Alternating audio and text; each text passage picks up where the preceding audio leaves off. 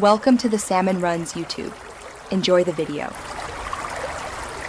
You start by cutting power and removing internet control. If the alarm is hardwired, flip the breaker and verify power is off with a non-contact tester.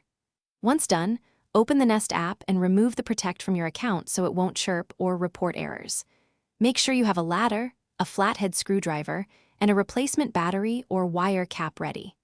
This prevents shocks and makes the physical removal straightforward and safe for the next steps. You now unmount the unit.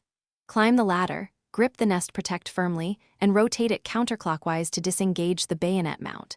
If battery-powered, pull the battery pack out carefully. If hardwired, press the small wiring tab on the connector and slide the connector out to separate wires. While doing this, support the unit with your other hand to prevent dropping it.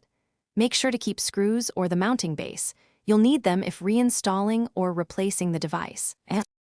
You finish by securing the installation area. If it was hardwired, cap or tape the exposed wires and tuck them back into the sealing box. Do not restore power until everything is isolated. If removing permanently, recycle the battery and store the unit safely. If reinstalling, reattach base and rotate unit clockwise until it clicks, then relink in the Nest app. If the alarm chirps afterward, check battery contacts, wiring connector seating, and relink to the app. That usually resolves leftover alerts. Thanks for watching. Consider subscribing if we helped you.